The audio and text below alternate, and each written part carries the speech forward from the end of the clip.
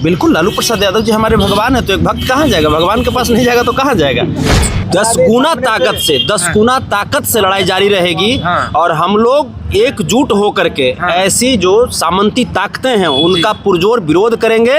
हम लोग न्यायिक प्रणाली के तहत हम लोग उसका मुकाबला करेंगे, संवैधानिक तरीके से उसकी लड़ाई को जारी रखेंगे और कभी भी किसी गरीब के आंख में आंसू नहीं आने देंगे। अगर किसी गरीब का कोई शोषण करेंगे तो उनका पुरजोर मुकाबला हम लोग करने के लिए। न्यायालय ने बतलाया है कि सेल्फ डिफेंस कैसे किया जाता है। सेल्फ डिफेंस की आड़ में गुंडागर्दी करना उचित नहीं है जी। और अगर आप सेल्फ डिफेंस की आड़ में गुंडागर्दी करेंगे, चूंकि गुंडागर्दी जब आप करते हैं ना तो उसमें किसी पार्टिकुलर जाति या पार्टिकुलर धर्म के लोग नहीं मरते जी। तो पूरी तरीके से चूंकि हम एक यदुवंशी सेना के राष्ट्रीय अध्यक्ष होने के नाते हम एक सामाजिक लड़ाई लड़ रहे थे। हम तो हर जाति की लड़ाई, जहाँ जहाँ पे शोषण हुआ, चाहे वो कोई ऐसी जाति नहीं है जिनकी लड़ाई हमने नहीं लड़ी है पूरे जीवन में। परिवार के लिए हमेशा लड़ते आए भैया। आरजेडी के परिवार के आपसे हाल चाल जाना कोई अभी तो जैसे यहाँ पे बहुत सारे लोग आए, बहुत सारे लोग आए थे। पूरी तरीके से ये भाजपा की ये साजिश थी कि किस प्रकार से एक गरीब के बेटा को, एक पिछड़े दलित, एक अल्पसंख्यक के बेटा को एक समाजवादी विचारधारा रखने वाले व्यक्ति को प्रताड़ित किया जाए। ये भाजपा ने प्रताड़ित किया मुझे। और लेकिन हम डरने वाले थोड़े हैं। ये देखिए मेरे पिताजी संतोष रेणु यादव जिंदाबाद।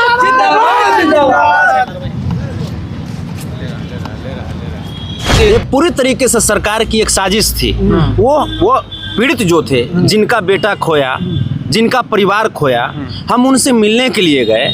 और उसके बाद जैसे हमें चुनाव में ये व्यक्ति नहीं जाए, चूँकि हम जिस दिन अरेस्ट हुए थे उस दिन हम तेजस्वी यादव जी की रैली में जा रहे थे। वो अब इस भावना से कि ये व्यक्ति जैसे लोगों को इकट्ठा कर लेता है, तो भाई अब लोग मुझे प्यार करते हैं तो हम उसमें क्या करें? इसमें लोगों की क्या दोष है या हमारा क्या दोष है? लेकिन बात है ये सिस्टम जो ऊपरी जो सरकार है, हमारी लड़ाई सरकार से है। और जब आप सत्ता में हैं तो आपसे ही हम लड़ेंगे ना। बाबा साहब भीमराव अम्बेडकर की लिखित संविधान में इस देश की जो खूबसूरती प्रदान की गई है, हम चाहते हैं कि वो खूबसूरती बनी रहे। हर धर्म के लोग एकता के सूत्र में, हमारे देश में विविधता में एकता, ये हमारे देश की पहचान है, विशेषता है, वो बनी रहे। बाकी जो लोग डाइवर्ट होते हैं और जो लोग खास करके जो क्या बोलते हैं वो सेल्फ डिफेंस की बात करते हैं, तो सेल्फ डिफेंस न्यायालय ने हमें दिया। और ये न्यायालय ने बतलाया है कि सेल्फ डिफेंस कैसे किया जाता है। सेल्फ डिफेंस की आड़ में गुंडागर्दी करना उचित नहीं है जी। और अगर आप सेल्फ डिफेंस की आड़ में गुंडागर्दी करेंगे, चूंकि गुंडागर्दी जब आप करते हैं ना तो उसमें किसी पार्टिकुलर जाति या पार्टिकुलर धर्म के लोग नहीं मरते जी। उसमें कोई बुलेट, कोई गोली, कोई बम किसी पार्टिकुलर जाति या धर्म को देख करके नुकसान नहीं पहुंचाती है जी। इसलिए हम लोग प्रयास करें, सामूहिक प्रयास करें, हर जाति हर धर्म के लोग कि गुंडागर्दी नहीं कर करके, अगर आप पॉलिटिक्स में हैं तो प्रयास कीजिए कि शांति का परिचय दे, सद्भावना का परिचय दे, ताकि लोग के बीच आपकी एक पॉजिटिव इमेज आए जी। संतोष जी, आप जेल गए थे छपरा वाले कांड में, इलेक्शन के टाइम में, तो क्या कुछ कहिएगा? क्या फंसा के भेजा गया था? ये तो पूरी तरीके से चूंकि हम एक यदुवंशी सेना के राष्ट्रीय अध्यक्ष होने के नाते हम एक सामाजिक लड़ाई लड़ रहे थे। हम तो हर जाति की लड़ाई, जहाँ जहाँ पे शोषण हुआ, चाहे वो कोई ऐसी जाति नहीं है जिनकी लड़ाई हमने नहीं लड़ी है पूरे जीवन में। तो लेकिन ये पूरी तरीके से ये भाजपा की ये साजिश थी कि किस प्रकार से एक गरीब के बेटा को, एक पिछड़े दलित, एक अल्पसंख्यक के बेटा को एक समाजवादी विचारधारा रखने वाले व्यक्ति को प्रताड़ित किया जाए। ये भाजपा ने प्रताड़ित किया मुझे। और लेकिन हम डरने वाले थोड़े हैं। क्या ये लड़ाई जारी रहेगा? लड़ाई 10 गुना ताकत से लड़ाई जारी रहेगी। और हम लोग एकजुट होकर के ऐसी जो सामंती ताकतें हैं उनका पुरजोर विरोध करेंगे।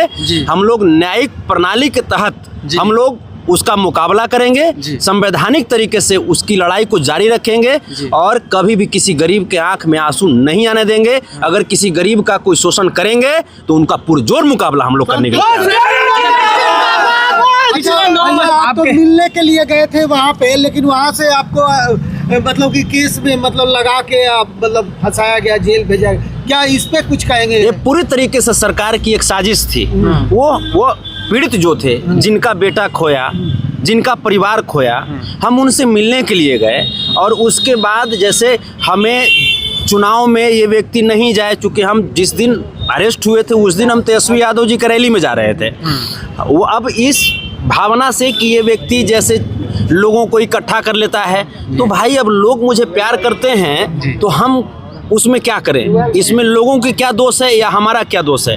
आप लोग आए हैं यहाँ पे तो इसमें न तो आप लोगों का दोष है और न हमारा दोष है। हम बस अपनी जीवन को हम समाज के लिए समर्पित किए हैं। समाज मतलब कोई एक जाति नहीं, हर समाज, हर जाति के लोग के लिए अपना जीवन समर्पित किए हैं। जो किसी न किसी वजह से परेशान हैं, उनके पास जा कर के सोचते हैं कि भाई उनकी लड़ाई लड़ी जाए। आपके जाने के बाद हजारों लोगों के साथ अत्याचार हुआ बिहार में, क्या कहिए? लेकिन कोई पूछने नहीं गया सर। हम पर्टिकुलर जैसे हम जाएंगे हर जगह हम प्रयास करेंगे। यहाँ से हमारी मुहिम शुरू हो चुकी है। यहाँ से हम ऐसा नहीं है कि हम घर जाकर के सो जाएंगे। हमारी चूंकि पिछले 9-10 महीने की जो कार्य हैं, जो बचे हुए कार्य हैं, हम प्रयास करेंगे कि दिन दुना रात चौगुना मेहनत करके उन लोगों के आंख का आंसू पोंछें, उन लोगों के पास जाएं, जा करके उनके हौसले को बुलंद करें, उनकी हिम्मत को बढ़ाने का कार्य करें। अच्छा, आप तो हमेशा यादव परिवार के लिए लड़ते हैं, आपके लिए कौन कौन लोग खड़े थे वो बता दीजिए। यादव परिवार, हम तो जेल में थे, हमको तो विशेष यहाँ पे तो टीवी पे समाचार आता है, उसी के दौरान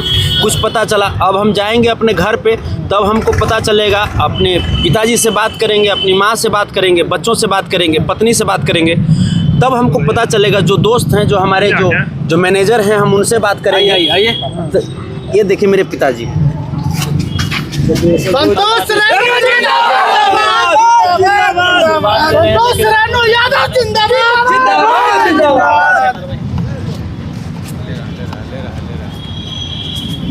पिताजी से क्या चाचा का आंख भर गया, क्या कहिएगा? काफी अरसों के बाद आए हैं। कुछ कहना? हाँ, कुछ नहीं कहेंगे। जैसे हम बात करेंगे, हम पिताजी से बात करेंगे, मम्मी से बात करेंगे। हाँ, बात कर लेंगे अपना, फिर बताएंगे। बात करके फिर हम प्रेस कॉन्फ्रेंस बुलाएंगे, आप लोग को आमंत्रित करेंगे और उसके बाद फिर पिछले 9 महीनों तक अंदर रहे। क्या से गरीबों को सताया जा रहा था, तंग किया जा रहा था, क्या अंदर भी ऐसा कुछ है? नहीं, अब अंदर तो जो भी चीज़ें हैं, जैसे कानून के अंतर्गत है, जो सुप्रिटेंडेंट साहब हैं, जो जेलर साहब हैं, वो भी उनका भी जैसे प्रोटोकॉल है, तो उससे अलग तो हमको नहीं रख सकते। जो एक आम बंदी जैसे रह रहे थे वैसे हमको भी रखा जा रहा था।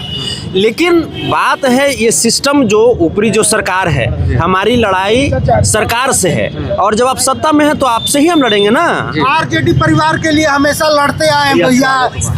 आरजेडी के परिवार के आपसे हाल चाल जाना कोई? अभी तो जैसे यहाँ पे बहुत सारे लोग आए,